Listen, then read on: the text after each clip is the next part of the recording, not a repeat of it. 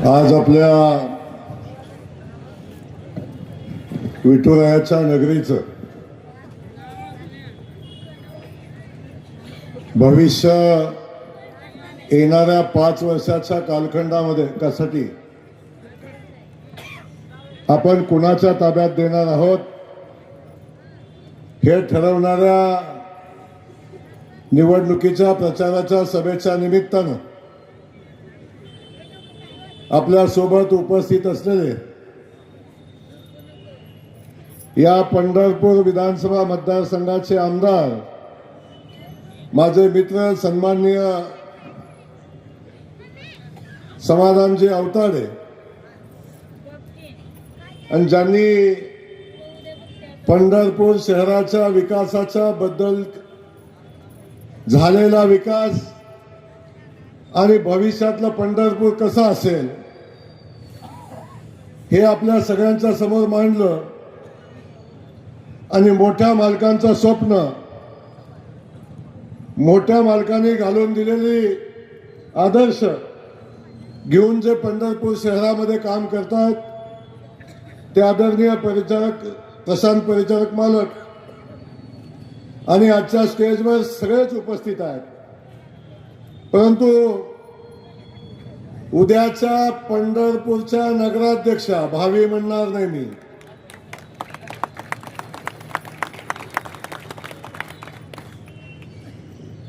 भावी म्हणणार नाही. मतदान व्हायच्या अगोदरच नगराध्यक्ष झाल्यागत वाटतंय असे अनेक लोक इथं फिरतात. परंतु उद्याच्या पंढरीच्या नगरीच्या नगराध्यक्षा सन्माननीय शिरसाटताई आणि त्यांच्या सोबत या पंढरपूर नगरीचे उद्याचे सगळे नगरसेवक आणि आपण स्टेजवरचे सगळे सन्माननीय सगळ्यांची क्षमा मागतो.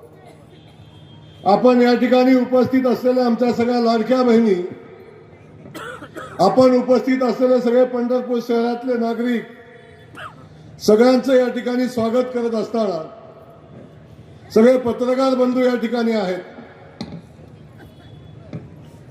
त्यांचंही मी मनापासून या ठिकाणी स्वागत करतो.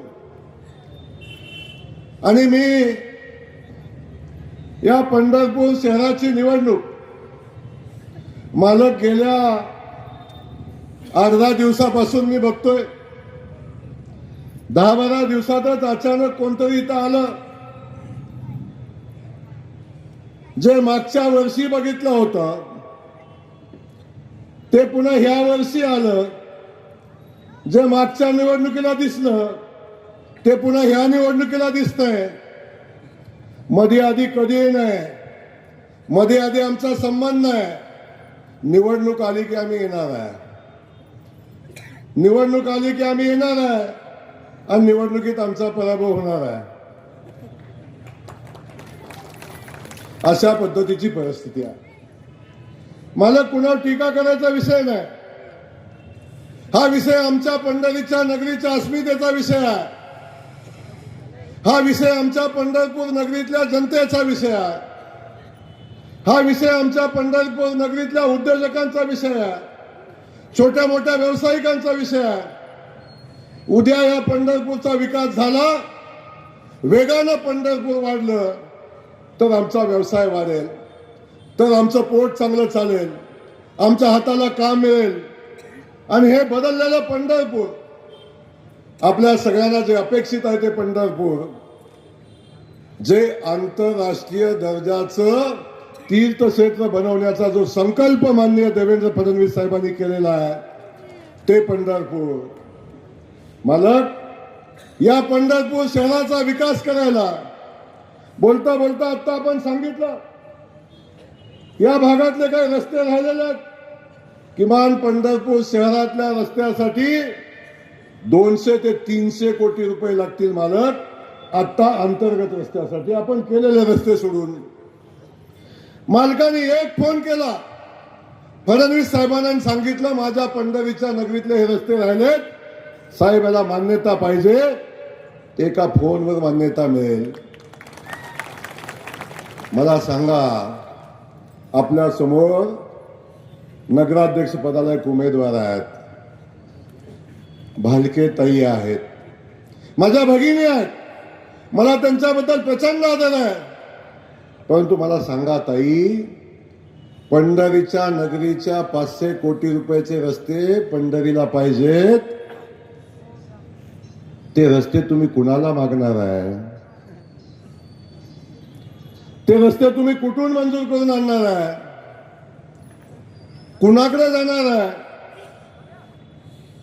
आणि या शहरातल्या विकास कामासाठी जे हे शहर आंतरराष्ट्रीय दर्जाचं बनवायचा संकल्प माननीय देवेंद्र फडणवीस साहेबांनी केला आहे, त्या शहराच्या विकासासाठी किमान 3,500 कोटी रुपयाचा निधी लागणार आहे. सांगा ताई, हे 3,500 कोटी रुपये तुम्ही कुणाला मागणार आहे? हे पैसे तुम्ही कुणाकडून आणणार आहे? फक्त बोलून विकास होत नाही आहे, कुणावर टीका करून विकास होत नाही आहे. जेव्हा निवडणूक होत असते तेव्हा गेलेल्या 5 वर्षात काय झालं आणि भविष्यात आम्ही काय करू हे सांगून निवडणूक लढवायची असते. व्यक्तिगत टीकेवर, व्यक्तीवर कुणावर बोलून या शहराचा विकास होत नाही. एका दिवशी ह्या रील टाकायला बरं वाटतं, सोशल मीडियावर हे टाकायला बरं वाटतं, पण जेव्हा विकासाचा विषय येतो तेव्हा ह्या गोष्टी कुठून करणार आहे? या पंढरपूर शहराला MIDC करायचंय, या पंढरपूर शहरातल्या युवकांच्या हाताला काम द्यायचंय, या पंढरीच्या नगरीतल्या आमच्या ह्या माता भगिनींना नव्यानं काम मिळालं पाहिजे ही भूमिका घ्यायची आहे. MIDC मंजूर झाले, या MIDC मध्ये मोठे उद्योग आणायचे. हे मोठे उद्योग आणण्याची क्षमता आदरणीय मोदीजींच्या मध्ये आहे, आदरणीय देवेंद्र फडणवीस साहेबांच्या मध्ये आहे. सांगा ताई, या MIDCत कारखाने आणायचे आहेत, ते कुठून आणणार आहे? ते कुणाला सांगणार आहे? कुणाला सांगणार? या भागामध्ये ह्या पंढरीचा विकास होईल. आपण बघतो वाराणसीचा विकास झाला, आपण पाहतो अयोध्येचा विकास झाला. अयोध्येमध्ये 5-5, 10-10 5 स्टार हॉटेल उभी राहिली, वाराणसीमध्ये 5 स्टार हॉटेल उभी राहिली. उद्योग व्यवसाय वाढला, पर्यटकांची संख्या वाढली, दर्शनाला येणाऱ्या लोकांची संख्या वाढली.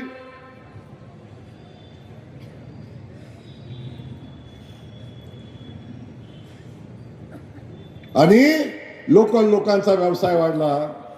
तिथं आंतरराष्ट्रीय दर्जाचं तीर्थक्षेत्र निर्माण झालं, म्हणून त्या ठिकाणी झालं. सांगा, पंढरपूर आल्यानं मला जनतेला माझा सवाल आहे, या पंढरपूरचा विकास होत असताना या भागात विकास झाला पाहिजे. माझ्या पंढरीचा तीर्थक्षेत्र आंतरराष्ट्रीय तीर्थक्षेत्र झालं, इथं 5 स्टार हॉटेल येतील, इथं व्यवसाय येईल, इथं लोकांच्या हाताला काम येईल. हे कोठून आणणार आहे आपण? हे कुणाकडे मागणार आहे आपण? आणि हे आंतरराष्ट्रीय दर्जाचं जेव्हा हे शहर होईल, हे तीर्थक्षेत्र होईल. परिचारक मालक, सकाळी मी आदरणीय देवेंद्रजींच्या सोबत होतो, हेलिकॉप्टरमध्ये 1 तास आम्ही होतो. साहेबांनी सांगितलं, जे हे पंढरपूर आपल्याला विकसित करायचंय, या पंढरपूरचा विकास करत असताना एवढं मोठं तीर्थक्षेत्र इथं आहे, याचा विकास झाला तर या ठिकाणी आपल्याला आंतरराष्ट्रीय दर्जाचं विमानतळ सुद्धा करण्याची आवश्यकता आहे. या पंढरीच्या नगरीमध्ये सांगा, पंढरपूरच्या नागरिकांनो, तुम्हाला वाटतं का नाही माझ्या पंढरीच्या नगरीत विमान उतरावं, माझ्या पंढरीच्या नगरीत आंतरराष्ट्रीय विमानतळ व्हावं?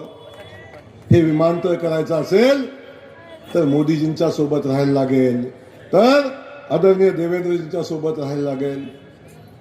मी परवा आलो आणि मी म्हटलो की आम्हाला पंढरपूर आंतरराष्ट्रीय दर्जाचं करायचंय. त्यावेळी महान कोणतरी ते कोणाचे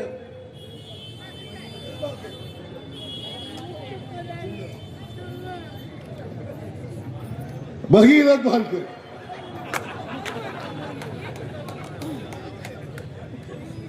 ते म्हणले आंतरराष्ट्रीय पालकमंत्री आले. अरे बाबा, इथं वारी होती. पंढरीच्या नगरीत लाखो कोट्यावधी वारकरी येत होते. या पंढरीमध्ये हा पालकमंत्री झाडू घेऊन पंढरी झाडत होता, तेव्हा तुम्ही कुठं होता?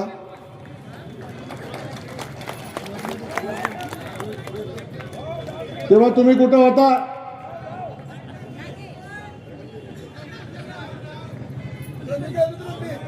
अरे ती फार छोटा आहे यार.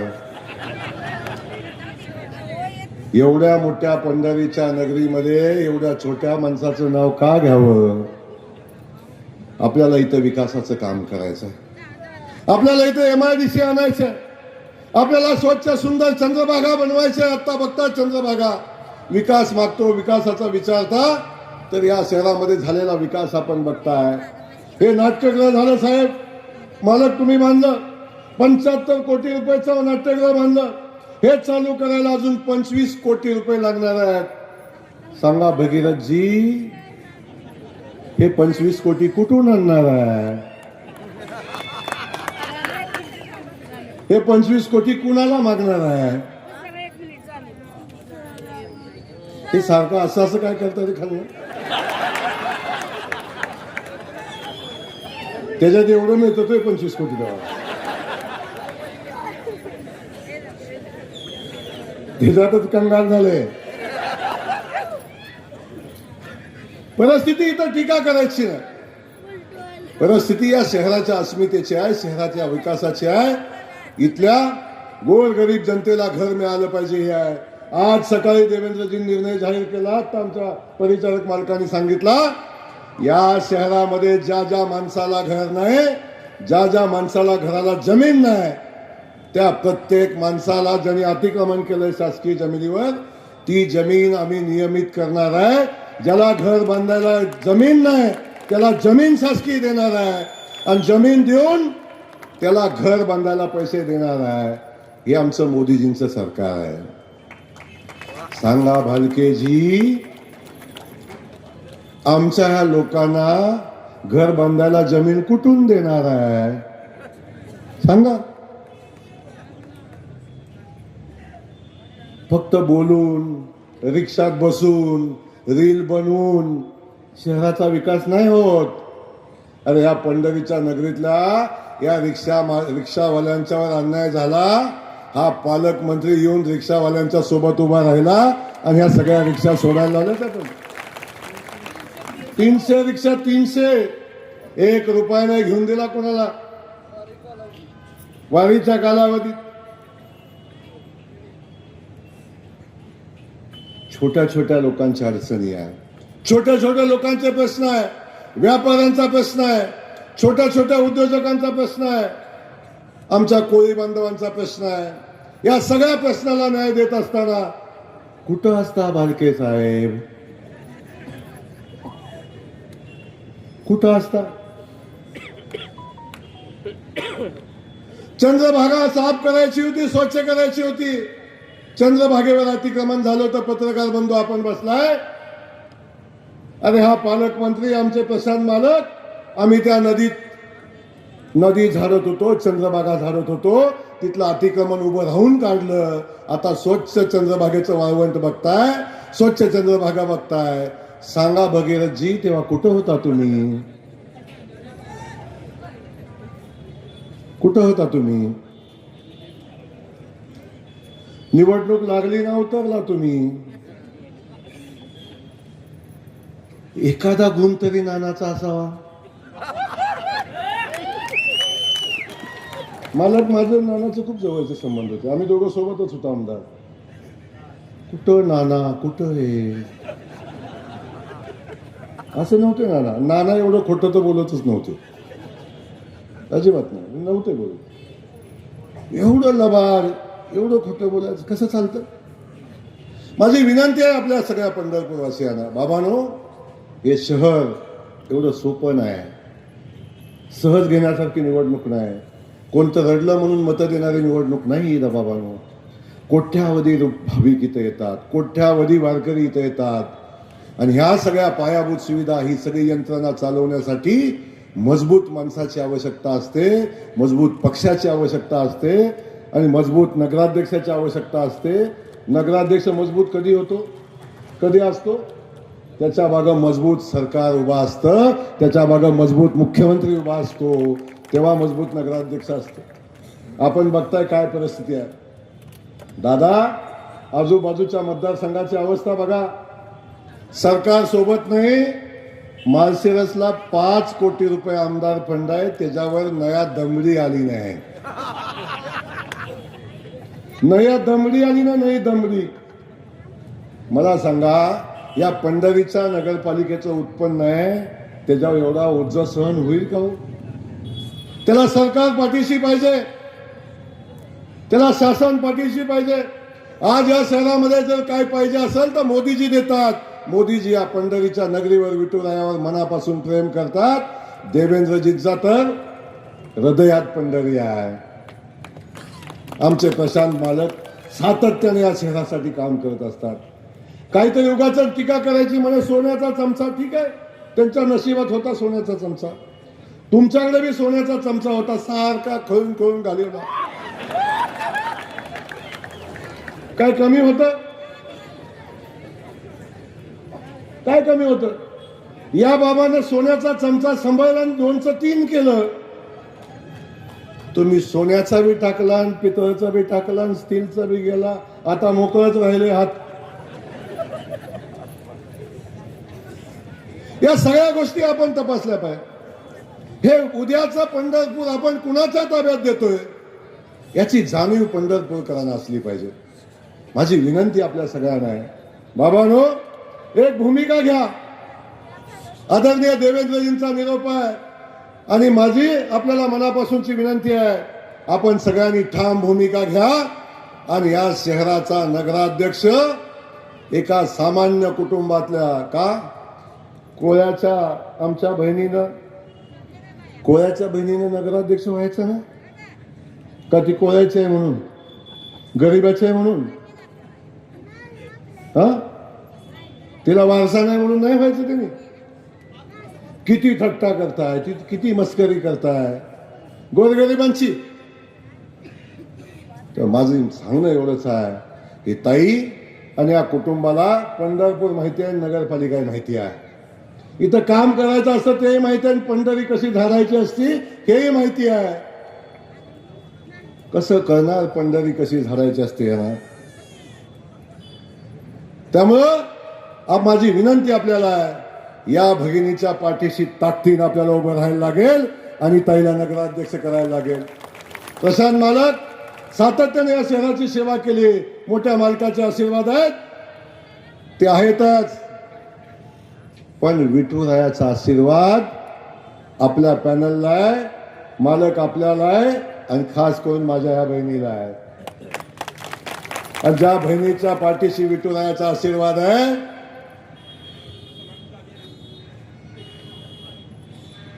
ज्या बहिणीच्या पाठीशी विठुरायाचा आशीर्वाद आहे, लाखो वारकऱ्यांचा आशीर्वाद आहे, लाखो सगळ्या संतांचा आशीर्वाद आहे, अशी आमची भगिनी आहे.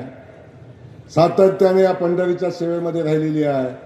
त्यांचं कुटुंब, त्यांचे पती कायम या नगरपालिकेच्या माध्यमातून या लोकांची सेवा केलेली आहे. अख्खी नगरपालिका माहिती आहे. अशी लोकही पंढरी चालवू शकतात आणि त्यांच्या पाठीशी प्रशांत मालक असतील, आमचे समाधान दादा आहेत. या जातीपातीच्या सगळी जोकडं तोडून टाका आणि या पंढरीचं हित महत्वाचं आहे. या पंढरीत येणारा वारकरी कुठल्या जातीचा, कुठल्या पातीचा, कुठल्या धर्माचा कधी या पंढरीनं बघितलं नाही. या निवडणुकीत कुठं जातीपाती आणताय?